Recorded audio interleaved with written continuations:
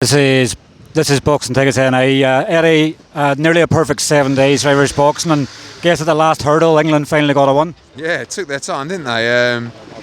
I mean, and a massive win for Jordan Gill. You know, I think we'll talk about, I guess people will talk about what Mick Conlan has left and punch resistance, but I thought Jordan was outstanding tonight. Looked so much better at 130.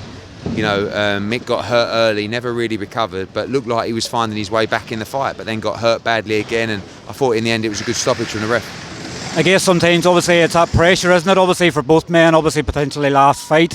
What obviously Jordan came out with, obviously, afterwards, you can obviously see how much, obviously, he was putting into that. Obviously, I guess when the chips are down, obviously, that's when you're just your best at times. Yeah, I mean, it's an incredible story that I don't think anyone really knew about, to be honest with you. So, the comeback without that story was impressive, but the comeback with the story was one that he should be very proud of. Is probably a perfect example, probably for people with mental health problems that don't be alone, sort of obviously reach out and speak to someone. Yeah, even sportsmen can go through it. It's so powerful that you see a fighter, you know, macho fighter if you like, you know, a warrior who goes in and to battle, that can open up like that and tell people like us or with a normal job or, you know, people in here that everybody goes through something and you can come out the other side.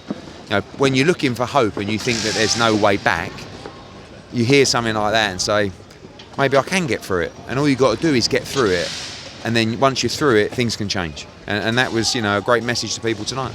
Battle of Belfast, obviously the biggest all Belfast fight in 40 years. It delivered. Tyron McKenna as a granite chin, and Lewis Crocker probably showed something to Matchroom, but obviously that it could potentially be an exciting. Yeah, for sure. You know, he's a very heavy-handed fighter, very exciting. He'll be in a lot of exciting fights, and it was a good fight for him tonight because Tyrone never gave up. And I thought one of the most impressive things about Crocker was his engine.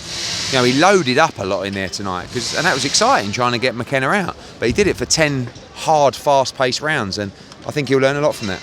Were you surprised by obviously how good the fight was? Obviously not really working with either before. Were you surprised by obviously how much atmosphere was in the arena? I know Tyron McKenna. You know, I haven't seen Lewis Crocker live before, but you know, I knew he was a heavy-handed guy, and Tyrone's always got plenty of heart. So I was really pleased with it, and you know, good win for Caoimhin Agyarko. Thought he started and finished really well. Just needs to believe in himself a little bit more. Sean McComb with a good win, and you know, it's been 2 great weeks.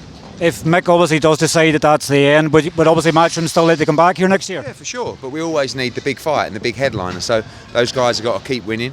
You know, the focus right now goes back to Katie's next fight in probably late spring or early summer, and maybe even a trip down to Limerick, you know, with Paddy Donovan in the next gen or something like that. So we want to get back to Ireland a good few times next year. Thanks very much for your time, Ellie. Thank you.